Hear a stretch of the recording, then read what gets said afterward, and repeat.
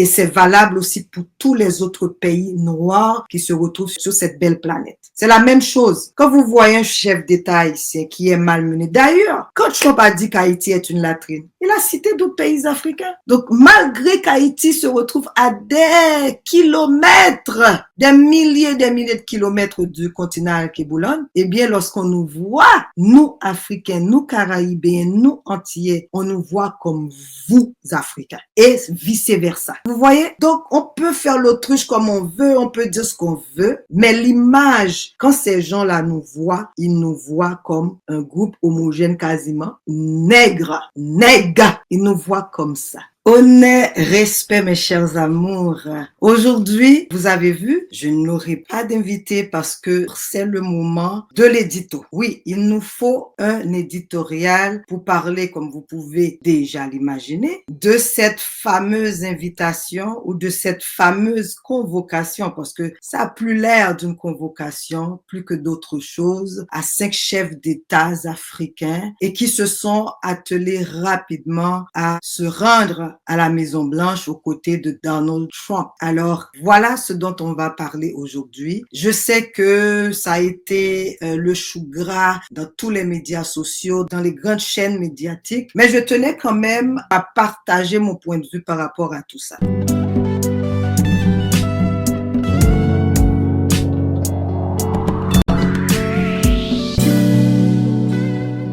Une des choses que j'aime faire, c'est vraiment prendre le temps de lire plusieurs articles, d'aller chercher certaines informations, de ne pas sombrer totalement dans l'émotivité parce que c'est un gros et grave problème que nous avons. Soit qu'on se verse totalement dans cette émotion et dont on n'arrive plus à être objectif, ou on tombe dans une pensée et totalement pragmatique et on fait fi aussi de certains éléments qui devraient nous interpeller. Alors voilà. Donc, vous avez déjà vu les images. On va voir naturellement quelques extraits de ce qui s'est passé avec les 5 chefs d'État. Moi, je dis nos chefs d'État parce que je suis interpellée par tout ce qui se passe sur le continent Kiboulan et dans tous les autres pays dont nous sommes les garants de la liberté, les garants de la culture et des coutumes et traditions. Alors, donc, et comme vous savez toujours, j'essaie de faire le pont à Haïti. Je parle d'Haïti, ça peut être un autre pays majoritairement issu de Kama et naturellement avec le continent Al-Kéboulan. Donc aujourd'hui, vous avez vu, vous avez entendu, il y a eu beaucoup de débats sur TikTok, sur d'autres médias sociaux et dans les grands médias de facto que nous connaissons. Et les critiques pleuvent presque dans les mêmes avenues. Soit qu'on est totalement fiers parce que moi j'ai vu des Africains s'applaudir et même comparer leur président au point d'en mettre tellement qu'à un certain moment on en avait des migraines. J'en ai vu aussi qui se sont indignés du comportement de ces 5 chefs d'État et naturellement on a incriminé le comportement nonchalant, irrespectueux, enfin, de ce Donald Trump. On n'en trouve plus de mots parce que le gars, il est trop bête dans sa façon d'être. Il n'a pas de savoir-vivre, de savoir-faire. Il n'a pas tout ça. Et donc, on ne peut même plus parler de diplomatie parce que la diplomatie, en fait, c'est aussi l'idée de savoir-faire, de savoir-être parce que on reçoit des gens. On sait comment bien accueillir, bien recevoir nos invités. Alors, voilà. En tout cas, moi, la première des choses, quand j'ai vu dans les médias qu'on parlait de cette fameuse rencontre, le premier réflexe que j'ai eu, c'est de dire pourquoi ces chefs d'État africains ont accepté une rencontre venue de la Maison-Blanche, spécifiquement de Trump, qui lui-même disait de nous, Africains, qu'on est des latrines, qu'on est des tout ce que vous pouvez imaginer. Alors là, certainement, certaines personnes diraient que, écoute, il ne parlait pas de tous les pays africains. C'est là le plus grand problème que nous avons. Ils prennent des sanctions contre des pays africains et certains pays vont dire « Oh, mon pays n'est pas figuré sur la liste ». On a ce côté-là d'un manfoubinisme qu'on dit chez nous en Haïti. Et ça fait de la peine de voir des Africains penser encore de cette façon-là. Donc, puisqu'il ne s'agit pas de nous, on ne nous cite pas directement. Donc, on va faire comme si on ne sait pas, comme si ça nous ne concerne pas. Et puis, donc, on va continuer soi-disant la diplomatie avec ces pays-là, sachant pertinemment que leur posture est dictée uniquement par tout ce qui s'est passé au niveau historique. Et donc, il y a certains aussi qui ont dit, mais on n'est pas les seuls, nos présidents ne sont pas les seuls à être malmenés, à être interpellés de la sorte, parce qu'il y a eu Zelensky, certains ont dit, mais il y a eu Merkel, il y a eu ceci, il y a eu cela. Comme si c'est un prérequis, on doit accepter l'irrespect venu de ce type-là parce qu'il a eu le courage ou le culot ou ce côté irrévérencieux de parler avec d'autres chefs d'État. Moi, je m'en fous loyalement que ça soit bleu, jaune, vert, noir, avec qui il a eu un certain rapport, un certain contact. On devrait tout simplement dire non, on n'accepte pas. Bon, on a commencé du haut de notre arbre, on va un petit peu revenir sur le côté objectif de cette rencontre-là. Donc, on a eu d'abord le président de la Mauritanie qui a largement parlé un peu de la misère de son pays, qui est tantôt miséreux, qui est tantôt un grand pays. Il a pris énormément du temps au point que le Donald Trump, dans sa façon de faire, lui a dit, bon, écoutez, on va pas s'éterniser, parce qu'on a un agenda à respecter. Écoutons ça. Trump est le pire président que j'ai jamais rencontré. Il incarne parfaitement comment l'ignorance et la grossièreté peuvent exister dans la même personne. 5 de nos dirigeants africains ont voyagé à des milliers de kilomètres pour venir aux États-Unis et nous avons dû discuter timidement avec lui sur les questions commerciales, mais il a levé la tête et m'a humilié avec des gestes. Il m'a demandé où j'avais appris l'anglais comme si nous étions tous des paysans sans éducation. Il est tellement ignorant qu'il ne sait même pas que l'anglais est aussi notre langue maternelle. J'étais gêné pour lui. Le plus incroyable, c'est qu'il nous a demandé d'écrire une lettre de recommandation pour lui pour le prix Nobel de la paix. J'ai failli éclater de rire parce que Netanyahou d'Israël lui a fait plaisir en écrivant cela. Il pense vraiment qu'il mérite ce prix. Il a été président 2 fois, mais il n'a jamais visité l'Afrique.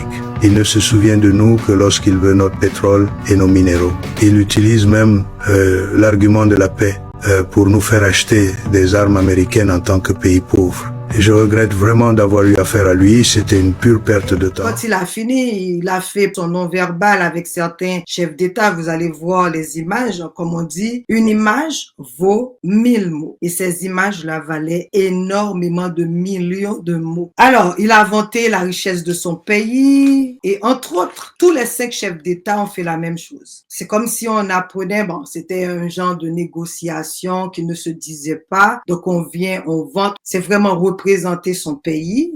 Je pense que tous les chefs d'État, les diplomates le font parce qu'ils sont censés représenter leur pays et toujours donner l'image la plus positive et vanter aussi ce qu'il y a sous le sous-sol, dans les airs, dans les mers et partout. Donc, tous les 5 chefs d'État ont eu à faire ça. Maintenant, on pouvait voir aussi Trump qui disait, ah oui, bravo, c'est bien, wow, ok, probablement je vais aller dans votre pays, donc c'est probablement pas que des latrines. Donc, vous avez inventé certaines ressources précieuses, des minerais et tout ça. Donc, du pétrole, ok, probablement, je vais voir si ça va piquer autant ma curiosité pour me rendre dans vos pays. Donc, il y a 3 thèmes qui sont revenus. Naturellement, les ressources naturelles qu'on veut vendre et qu'on aimerait avoir une expertise états-unienne sur le sol. Donc, on parlait d'échanges pour certains pays et certains autres pays disaient, non, on a besoin de partenaires pour nous aider à développer ces sphères-là parce que apparemment nous sommes démunis. C'est à peu près ce qu'ils ont dit. Le président gabonais s'est illustré par un discours courageux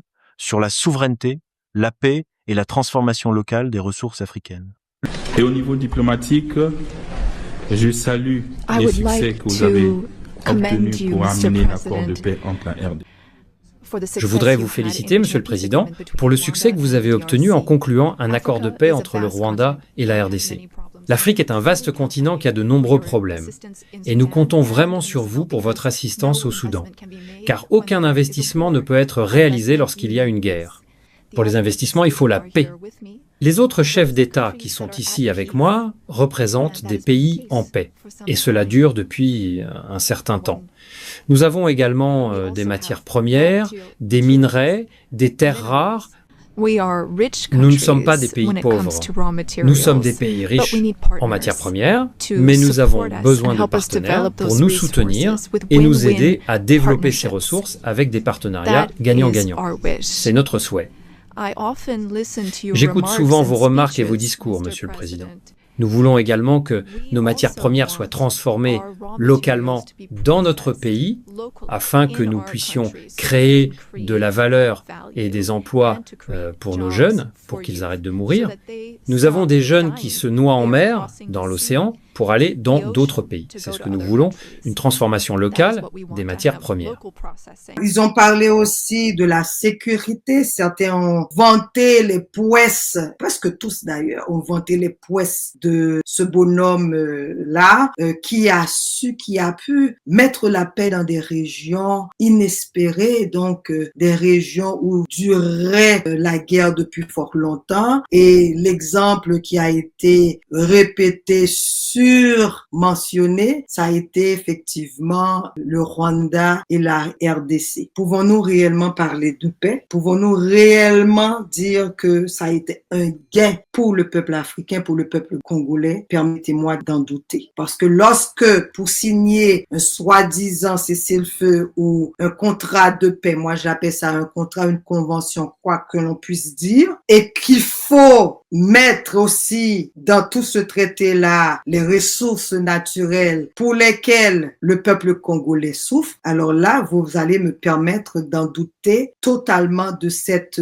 prouesse extraordinaire faite et menée uniquement pour la paix en RDC, République démocratique du Congo et du Rwanda. Donc, on a vu notre cher président Diomaye Faye qui, presque à la fin de son allocution ou de sa présentation, de son intervention, on a tellement de synonymes qu'on pourrait dire, a vanté la capacité du Sénégal d'avoir un terrain de golf aussi pour accueillir le cher Trump qui devrait être un virtuel ou un très bon joueur de golf. Lui-même, il arrive parce qu'il sait qu'il n'est pas aussi bon. Et donc, ils ont eu aussi à parler de la nomination de celui-ci pour le prix Nobel de la paix. Parce qu'apparemment, il a mis la paix partout dans le monde. Alors qu'on sait pertinemment le plan de celui-ci lorsqu'il a dit probablement qu'on va prendre la Palestine, qu'on va changer ça. Et il a mentionné son projet de construire, de changer certains pays, certaines contrées pour en faire de grands buildings, un havre de paix pour des visiteurs et des investisseurs. Ces gens nous prennent vraiment pour des imbéciles. Et ça fait vraiment pitié que certains frères, certaines sœurs africaines n'arrivent pas à saisir l'ampleur de cette imbécilité-là, l'ampleur de ce irrespect envers nos chefs d'État. Et les gens oublient que dans la sphère des communications, tout se fait dans le but de convaincre de façon subliminale le peuple. Donc, les gens qui écoutent, les gens qui regardent, les gens qui sont là comme des moutons et qui doivent naturellement, tout simplement, suivre leur berger. Et lorsqu'on n'est pas apte à comprendre les subtilités de la communication, eh bien, on tombe dans le fanatisme, dans le fait de comparer nos présidents comme quoi celui-ci a fait un gros coup, il est extraordinaire parce qu'il a dit dans les yeux, il a regardé Trump dans les yeux et il a dit, écoutez, nous, on va faire du 50-50, c'est du gagnant-gagnant et que si vous n'êtes pas, en tout cas, bien ficelé dans ce que nous voulons, alors il y a d'autres preneurs. On sait que dans la pratique, le fait même d'avoir accepté cette rencontre-là, sachant comment l'individu pense de nous, je pense que c'est une erreur fondamentale, une erreur grave de nos chefs d'État d'accepter une telle invitation. Et comme il a su toujours bien le faire, le gars est assis et tu as tous les présidents, la photo, mon Dieu, la photo. Il faut tout simplement mettre la photo parce que on doit comprendre ce que ça veut dire, la communication, le choix des mots, les mots qui ont été utilisés. Je peux vous dire plus d'une dizaine de fois, j'ai entendu une opportunité, merci. Il y a eu surenchère de remerciements. Pourquoi? De chef d'État, un chef d'État, il vous a invité. Alors, merci de nous avoir invités. Alors, voilà. Pourquoi merci? C'est une opportunité. Vraiment, on vous remercie. Et ça ne finissait pas. Au point que le gars, tu sens, à un moment donné, il avait envie de leur dire que, oh, ok, d'accord, là. Mais je sens que vous êtes contents. Je sais que vous êtes aux anges d'avoir reçu mon invitation. Bon, c'est bon. Il était tout prêt. Il était à 2 doigts de le dire. Parce qu'il y en a qui l'ont dit tellement. Le président de la Mauritanie l'a dit tellement à un moment donné. J'ai dit, écoutez, là, moi, je suis fatigué de l'entendre. Merci, c'est suffisant. C'est un honneur, c'est une opportunité. En quoi que c'est une opportunité? Est-ce que c'est un job que vous allez chercher après la fin de l'entrevue? Et là, vous dites, merci de m'avoir offert cette opportunité-là. Le choix des mots, c'est pour cela que les autres ne nous prennent pas au sérieux. Il faut se respecter. C'est en se respectant que les autres vont nous respecter. On s'en fout si le gars a eu à avoir de tels comportements avec d'autres chefs d'État. Mais là, on parle de nous. C'est comme si tu envoyais ton père, ta mère pour représenter la famille et que ta mère n'arrête pas de faire la bassesse devant la personne qui devrait, régler un quelconque problème. Et ça, ce n'est même pas le cas. Et de les voir comme ça en train de se trimousser, de quasiment merci, ça fait. Mais même vous, en tant qu'adolescent, en tant qu'enfant, vous allez dire, mais maman, papa, vous n'étiez pas obligé de dire autant de remerciements. Ça n'a aucun sens. Donc, la dignité, la posture, la manière de vous tenir. Est-ce que vos équipes de communication a eu la discussion avec vous de la posture, de la communication, de la manière que cela devrait se faire? Autre chose, vous invitez tous ces chefs d'État. Vous avez mis tous les caméramans à un même endroit. Donc, ce qui fait que les chefs d'État africains étaient obligés de se retourner, se tourner 90 degrés à peu près pour parler directement dans les caméras. Est-ce que ça, c'est pas du respect? Donc, il y a une façon de mettre les tables, de mettre les caméramans, de les placer à ce qu'ils prennent normalement les chefs d'État sans qu'ils aient à se retourner pour parler. Je vous dis, et ça, c'est un Camerounais qui me l'avait dit, si tu te vends à moins le coût, on va t'acheter vraiment à moins le coût. Donc, il faut savoir bien se vendre. Si vous avez confiance en vous-même, en vos capacités, le fait que vous tous, de ce que j'ai compris, vous êtes passés aux élections, vous êtes élus par vos peuples. Donc, vous avez cette notoriété ou cette redevance, c'est ça le mot, cette redevance envers vos peuples, pas envers Donald Trump. Que votre pays soit plus petit qu'un haricot ou plus gros que je ne sais pas quoi, vous devez vous comporter en chef d'État. Et je le dis, je le répète, je vais le réitérer. Vous n'êtes pas obligé de répondre à toutes les invitations. Par moment, c'est à vous d'inviter des chefs d'État occidentaux pour qu'ils viennent chez vous et que vous les accueillez de la manière correcte pour qu'ils comprennent que on a l'art de recevoir les gens parce qu'on sait ce qu'est le respect pour soi-même et le respect envers autrui. Donc, c'est à nous de commencer à changer cette façon de faire. Et donc là, il y a ces frères africains, ces sœurs africaines qui étaient là. Oh, c'est que, vous savez, vous avez toujours ce côté-là à dire, c'est parce que vous êtes noir, c'est parce que vous êtes ceci. Hey! On sait le poids historique que nous portons de génération en génération. On ne peut pas se mentir, on ne va pas se mentir. D'où la raison pour laquelle, lorsqu'on rencontre un autre vis-à-vis, on doit être préparé. C'est quoi l'agenda? On sait de quoi il en est question. On sait ce qu'on va discuter. Et à peu près le temps comme ça, on s'arrange à avoir des communicateurs qui nous préparent, qui préparent avec les chefs d'État les points saillants à discuter. Et comment le faire avec les mots qu'il faut choisir. Parce que chaque mot dans la diplomatie pèse. Tu ne peux pas sortir n'importe quoi, n'importe comment. Tu peux faire du bien à ton peuple. Tu peux aussi détruire ton peuple en fonction de ta posture, de tes mots, des mots utilisés et de ce que tu es allé, ta capacité à négocier et à médier. Si tu n'as pas ça, reste chez toi parce que tu vas faire plus de mal. Dans notre cas, ce n'est pas seulement à vos pays respectifs que vous faites du mal. C'est à tout un continent. Et de surcroît, à tous les peuples noirs à travers le monde. C'est pour cela que quand on a vu certains des chefs d'État haïtiens se mettre comme ça, là, à bend over, à se mettre comme des miséreux devant des chefs d'État occidentaux, eh bien, on a envie de prendre des fouets là et les bien fouetter parce qu'ils n'ont rien compris, ils n'ont rien appris de l'histoire, ils n'ont rien appris de ce que c'est un chef d'État. L'on se souvient la leçon que nous a fait le ministre des Affaires étrangères du Mali sur ce qu'est la diplomatie, quelle posture que les chefs d'État, que les autorités africaines, et je vais dire carrément, surtout nous, devraient avoir vis-à-vis de leurs interlocuteurs, vis-à-vis de leurs collègues diplomates. Et donc, lorsqu'on est en 2025, on les voit encore tout essayer il faut démystifier tout ça. Alors, à quoi devrions-nous s'attendre après ça? Il y a certaines ouvertures qui ont été faites, c'est quasiment,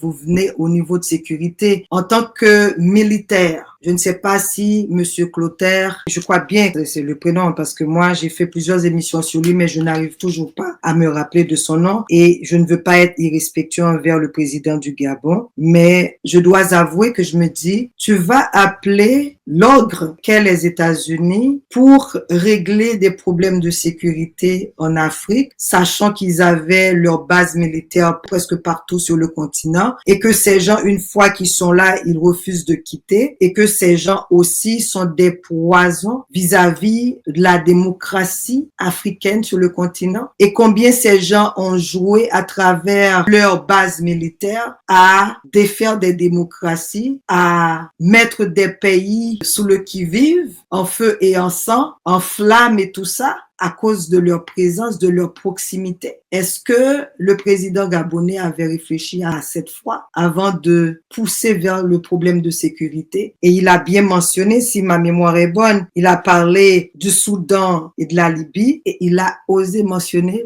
le Sahel. Devrais-je ajouter quelque chose? Devrais-je dire quelque chose? Est-ce que ça vous a allumé, vous qui comprenez ce qui se passe actuellement au Sahel et l'AES qui se met en branle pour défendre la sécurité dans cette région-là? Je ne dirai pas plus. On a vu aussi que pendant plusieurs minutes ou secondes, son micro était fermé, donc il parlait, le son ne sortait pas. Bon, probablement problème technique, on va pas en vouloir à la technique, mais on s'est dit aussi que les États-Unis d'Amérique, n'est-ce pas? Donc comment se fait-il que en tout cas, vous pouvez terminer la phrase et la réflexion. On a vu aussi que le gars était impatient et le fameux, et là, mon Dieu, la fameuse lettre de nomination.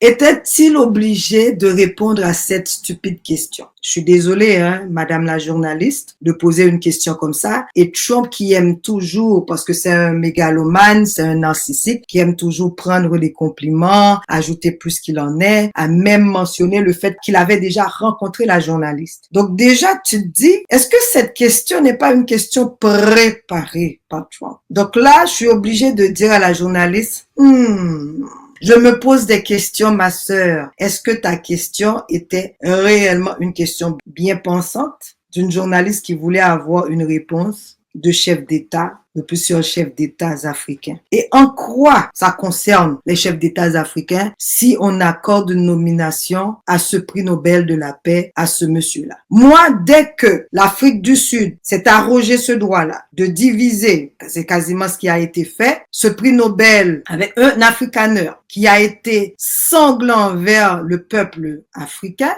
et qu'ils ont scindé ça entre lui, Mbota et Mandela, j'ai plus mis ce prix Nobel de la paix à ce niveau-là. Pour moi, ce prix n'est qu'un prix poète. Et ça, c'est le mot le moins dur que je pouvais trouver. Donc, ça a perdu son essence et tout ce que ça pouvait donner en tant que symbole à tout peuple qui se respecte, à toute personne qui se sont battues réellement pour la paix dans ce monde-là. Lorsqu'ils ont aussi décerné ce prix à Barack Obama, alors qu'il avait encore rien fait de sérieux et qu'il n'a toujours pas fait beaucoup de choses de sérieux dans le monde entier, parce qu'on sait sous sa gouvernance ce qui s'est passé en Afrique. Allez, faites votre recherche, ok? Il faut laisser de côté le fanatisme, il faut qu'on soit lucide comme je vous le dis tout le temps. Donc, voilà. Beaucoup de choses ont été dites. vous avez toutes les images, les discours de chaque chef d'État africain qui était à cette rencontre-là. Vous avez aussi vu la photo disgracieuse parce que en temps normal, le gars devrait être debout avec tous les autres chefs d'État. S'asseoir là comme un gros manito, hein, comme le chef de gang, le pimp de l'équipe. En tout cas, ça n'a pas été une image positive pour les présidents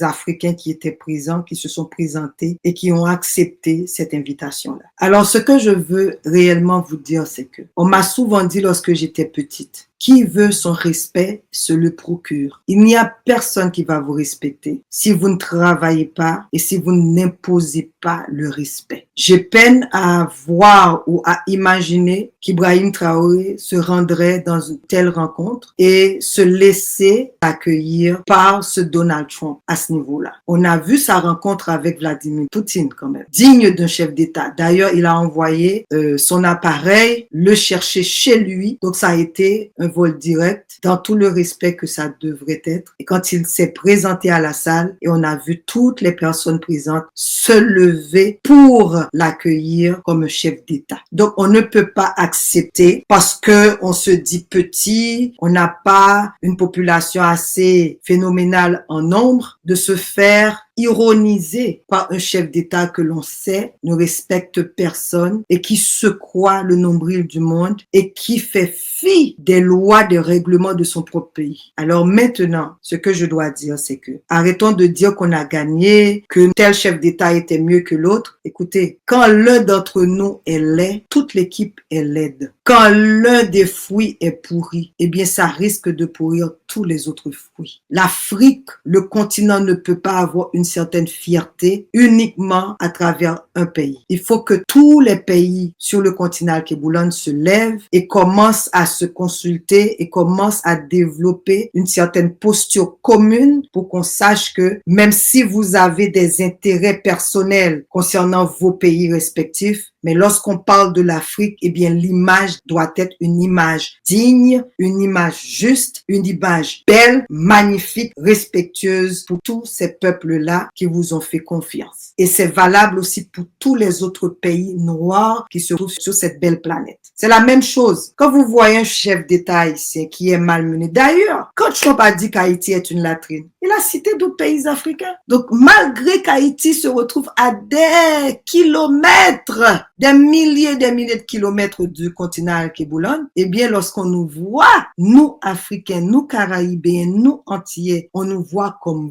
vous, Africains, et vice-versa. Vous voyez? Donc, on peut faire l'autruche comme on veut, on peut dire ce qu'on veut, mais l'image, quand ces gens-là nous voient, ils nous voient comme un groupe homogène quasiment, nègre. Ils nous voient comme ça. Alors, à nous de nous respecter assez et de dire, voilà, dorénavant, notre posture va être celle-là. On va agir de telle manière à ce qu'ils nous prennent tous au sérieux et on ne fera pas exception. C'est comme ça qu'on les traite, non? Avec respect. Pourquoi on ne demanderait pas? Pourquoi on n'exigerait pas la même attitude envers nous? C'est ça que je veux vous poser comme question. Alors voilà, je vais pas en dire plus parce qu'il y a énormément à dire parce que j'avais posé une question à savoir quelles seraient les prochaines étapes. Les prochaines étapes, c'est que naturellement, on sait que les États-Unis ne font pas appel à certains pays sans avoir déjà mis sur place une stratégie. Donc, ils ont déjà leur stratégie. Donc, on va voir comment et ce qu'ils vont exiger de ces chefs d'État afin de répondre à un minima de leurs demandes. Parce qu'il y a eu surtout des demandes. On n'a pas ça, on veut ça et on veut partenariat gagnant-gagnant, mais on va ouvrir nos portes à ce que vous venez mettre la sécurité pour nous. Bon. Donc, ce que ça veut dire, c'est que les États-Unis ont déjà leurs fins stratèges qui sont là, qui dessinent déjà leurs desiderata. Ils vont, de gré ou de force, imposer certaines choses et on va voir si ces chefs d'État, ces 5 chefs d'État auront ce que vous savez pour se tenir debout et dire non, on va négocier de telle manière, on va faire comme ça, on va faire comme ça. Si vous n'êtes pas d'accord, thank you very much, retourne dans ta Maison Blanche. On va voir. Parce que moi, je sais que vous avez mentionné ces éléments-là, sécurité, ressources naturelles et ressources humaines. Vous avez parlé d'échanges de connaissances ou de partenariats, d'échanges en ce qui concerne les capacités en fait, de certains pays à développer leurs propres ressources naturelles. On va voir parce que ces pays ont toujours été là et ont toujours pris ce qu'ils voulaient dans nos pays. Nous sommes ici dans une matière précise de négociations en sociologie des conflits. Ça signifie que pour que nous tombions dans un consensus, il faut que chacune des parties perde une chose et gagne une autre. Vous pouvez nous dire et dire aux Congolais ce que le Congo a perdu en signant cet accord et ce qu'il a gagné, ce que le Rwanda a perdu dans cet accord, ce qu'il a gagné. Et la deuxième question, comment les facilitateurs, dont les États-Unis d'Amérique interviennent à titre de facilitation, sortent en tant que partie qui signe l'accord. Pourtant, les facilitateurs n'est pas partie prenante aux négociations. À quel titre est-il ou sont-ils intervenus, les États-Unis, pour demain signer cet accord en tant que partie prenante au conflit? Alors maintenant, épatez-nous, mes chers élus africains. Alors, mes chers, vos commentaires sont très attendus. J'aimerais vous entendre par rapport à ça. Et la question que je vous pose réellement, c'est la suivante. J'ai eu à répondre un peu. J'ai essayé de répondre un peu parce que je ne veux pas m'étaler sur beaucoup d'avenues qu'on aurait pu prendre par rapport à cette question-là, qui est, quelle est la suite de cette rencontre-là? Quelles sont vos attentes par rapport à vos chefs d'État? À quoi devrions-nous s'attendre de cette rencontre-là? Vous avez un travail à faire, hein? Prenez note, cahier et vous nous dites ce que vous en pensez. Ça a été un plaisir d'être là avec vous. Merci d'avoir suivi du début jusqu'à la fin cette émission. Je vous encourage vivement à partager ces émissions-là, à prendre les extraits que vous voulez pour les faire passer et surtout, continuez de vous abonner. Ça fait plaisir. Vos commentaires, moi, je les adore, je lis ça et c'est comme des bonbons et j'aime bien vous répondre avec mes petits cœurs et avec l'élan naturel et honnête de mon cœur. Alors voilà, tout est dit. Sur ce, Kembe Djampalagé, bisous, beaucoup d'amour et à la prochaine.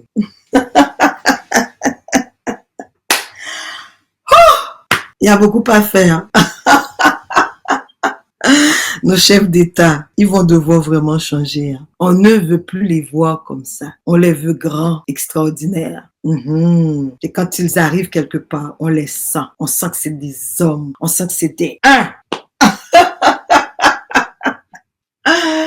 Ciao!